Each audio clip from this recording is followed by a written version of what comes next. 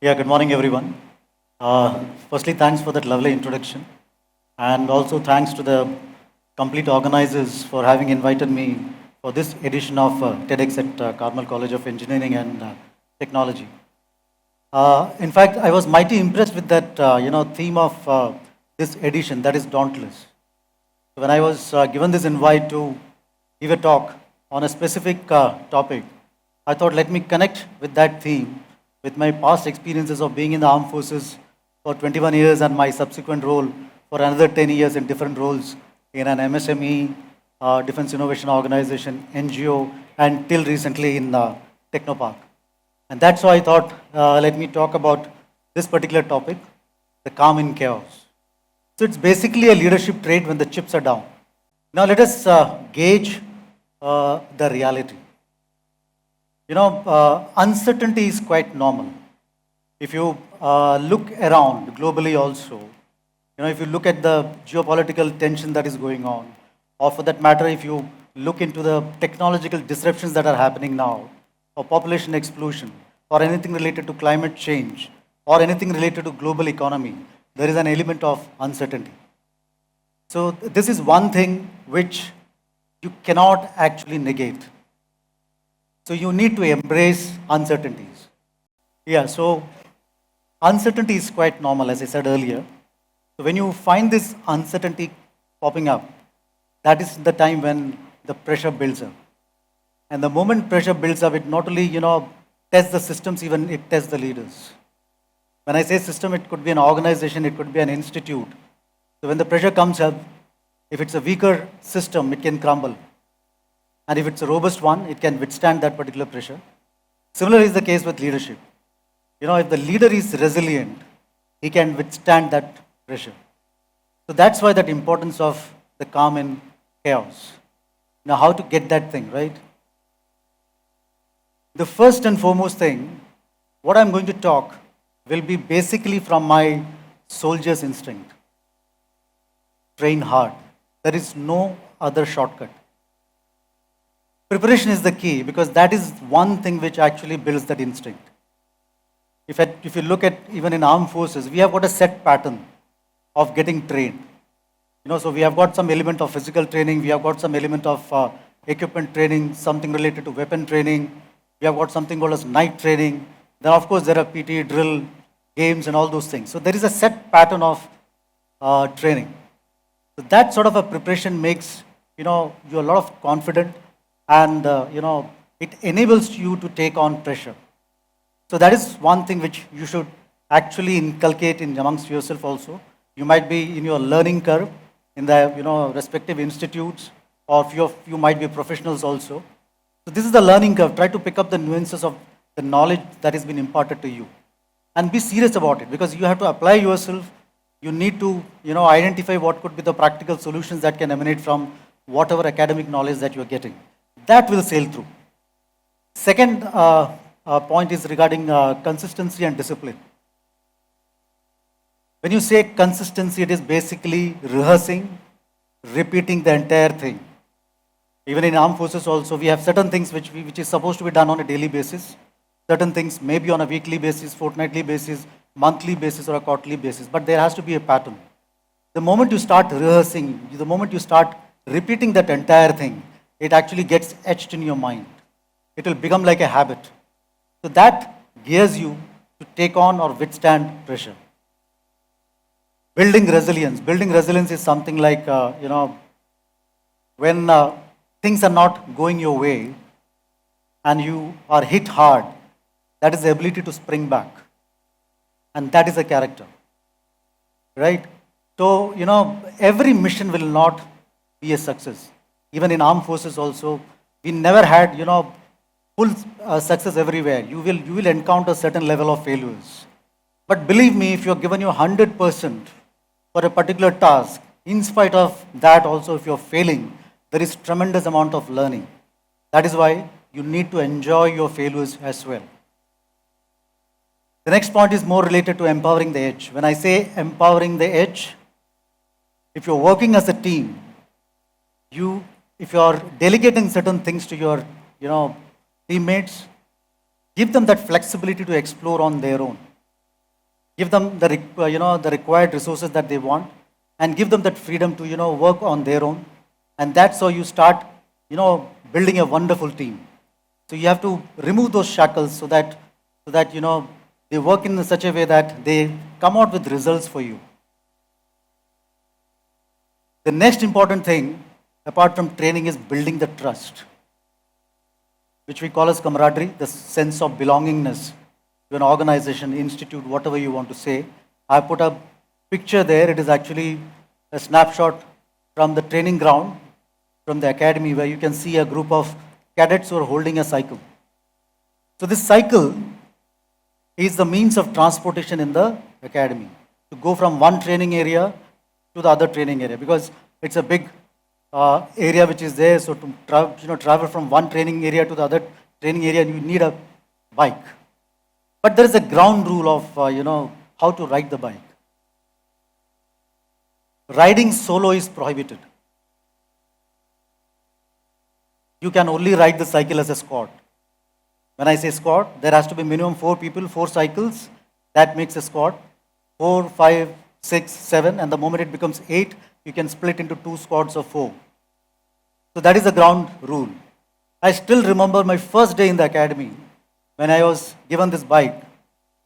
I took a chance. I thought, let me ride the cycle solo, because I had to come from the place where the cycle was issued to my company barracks. So I mounted the cycle. I was riding to glory, and en route there are so many watchful eyes there. It could be a drill ustad, it could be a PT ustad, or it could be a directing staff or your own seniors who can just pick you up. So I was told that, yeah friend, having doubts. So I dismounted from the bike. So the punishment given is to lift the bike. So I was told to lift the bike. So initially even I had the doubt how to pick the bike, because it was my first day. So I lifted the bike like this. So again came the voice, yeah friend, you're still having doubts, you don't know how to pick up the bike. So you can see a keychain down there. So that is the way you're supposed to pick the bike, like this, or it can go like this as well. So it's a very favorite souvenir that you get in the academy, that keychain that you see there. And believe me, that's a big learning. The learning is, if you are moving single, solo, the life will be very, very painful. But if you're working as a team, it will be damn smooth. When I say it will be damn smooth, it doesn't mean that you're getting into the comfort zone. It means your pain, your pressure gets shared. So that is how, the camaraderie, gets built up. So this is a simple example from the training ground that I'm telling you. Otherwise, there are so many examples from various operational roles which I cannot tell here. So when you talk about this sense of belongingness, it is actually, feeling a lot of shared pride of being part of the organization. And the next important thing is that you have to lead by example. It's a very common terminology that has been used in armed forces. When you have to lead by example, so there are specific things which are encapsulated in that particular terminology.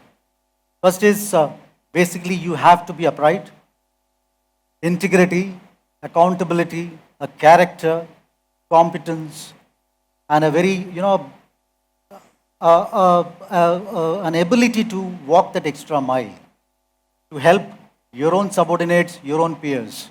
So that's how, you become a leader who leads by example.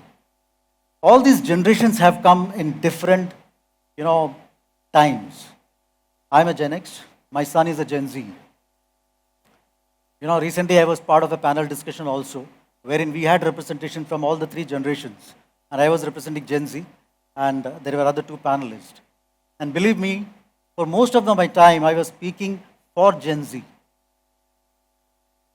So the most important thing is that when you are in an organization, you will have a mix of these generations. You must identify, you must know that what is the strength of each of these generations.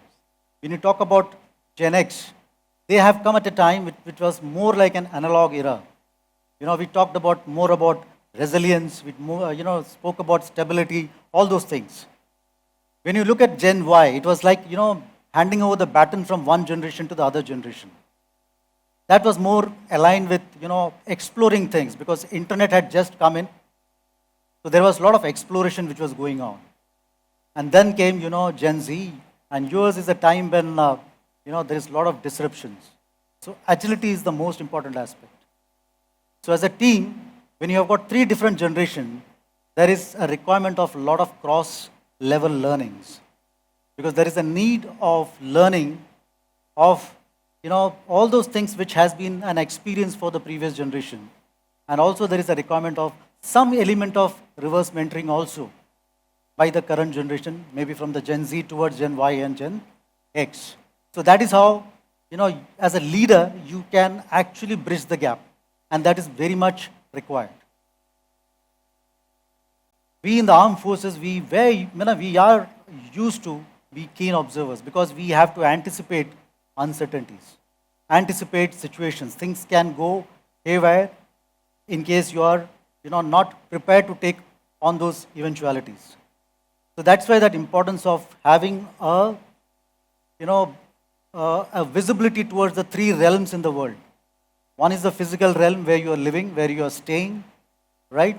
What's happening around. You should have a clear-cut visibility on those things. Second is the digital domain. I don't want to, stress upon that. You people are very well, screwed up with that. So digital thing is more related to technology, the data which is available, all those things. And the third realm is the social realm. You should have an eye towards the social realm because whatever you are seeing, whatever you are, understanding, whatever you are going to do, it should make an impact to the society. So if a person has got a visibility on all the three realms, naturally that person will be innovative. And they will start challenging the fixated ideas. And the moment you get into that particular mode, you will remain innovative. And when the chips are down, at times you will find that, you have got resource constraints as well. And that is the time you need to be innovative. Sports, I normally stress it everywhere. It's a game changer, believe me. You should pick one sport in your life, any sport. Even in armed forces, we have got a regular games parade. Games parade, every day we used to have a games parade. You are supposed to participate in any game. It could be, football, hockey, volleyball, any game, but you have to be there on the ground. That particular place, that is one place where in armed forces, we never had a difference between an officer and a Jawan. Everybody is a player. There is no hierarchy there. And that is the only place where, even a Jawan can push an officer because everybody is a player. During the drinks break, soon after the game, there will be a lot of informal talks. And that is the time when, we used to pick the pulse of the regiment also. You can just casually ask, हाँ बताओ आज दाल कैसे बना था? Then some Jawan will tell, sir, dal patla hai. It is quite diluted. It is not up to the mark. So you get some sort of a pulse. I'm just giving you an example. So when you have got a good networking, even in the organization also, you can have, inter-department games and all, that actually brings in a lot of informal talks. And that breaks a lot of barriers. The next point is equally important. That is about your well-being and self-care. What is the most important thing to survive on this world? Oxygen. If oxygen is not there, you will perish. Right? But how much time do we devote looking into the breathing pattern that we all have? There are various exercises which are there, right? Anything related to box breathing or anything related to Bhastrika or anything like, pranayam. There are so many things which are aligned with this breathing pattern. There is the reason why I'm talking about this breathing pattern. You can be innovative. You can have a charged up mind if you find that adequate amount of oxygen reaching every cell of your body. If you want to have clarity of thought, you should have a very good inner health. And that's the place wherein you need to concentrate on the breathing pattern. That energizes your body like anything. You can withstand your pressure when there is a lot of clarity in your mind. The second input that you take is what you eat, what you put it in your gut. So if you can have a well-nourished food, that is an add-on. right? So these two things are quite important if you want to have a healthy, life, so that you can take on decisions when the chips are down. So the bottom line, is something like this. Pressure is inevitable. You can't actually negate it. So please embrace that. Build resilience. So I spoke about how to build that resilience. It is basically preparation. Have a lot of trust with your own team members. Be innovative and lead by example. And that's how you build that instinct. Always remember that leadership is not loud. It is always calm and composed. So I have come to the end of my talk. So that's it. How is the Josh? Jai Hind. Before I move out, this need not be, be part of the talk also. You know, how many of you know Fahad Fazil? I know everybody would be knowing, right? How many of you know Manoj Kumar Pandey? Any guesses? You can just speak from the audience. Anybody who knows Manoj Kumar Pandey? Anybody knows Anuj Nayyar? Anybody knows Hanifuddin? Well, Manoj Kumar Pandey is my course mate who made the supreme sacrifice during Kargil war. He's a Paramveer Chakra. Anuj Nayyar is again my course mate. He's a Mahavir Chakra. Hanifuddin, again my course mate, who is a Veer Chakra. These are quite inspirational stories. Why I gave this example of them is, I have got always a thought in my mind.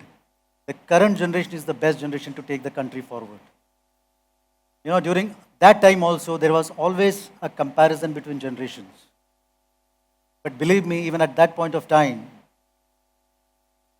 the young generation took on the challenge, because all the three names that I have took, they made the supreme sacrifice in their early 20s. They were just 23, 24, 25. So if somebody can do at that point of time, even today, given a chance to the current youngsters, you can rise to the occasion. So always have that confidence in your mind, and never ever get perturbed when people make a generational comparisons. So that's it. Thank you.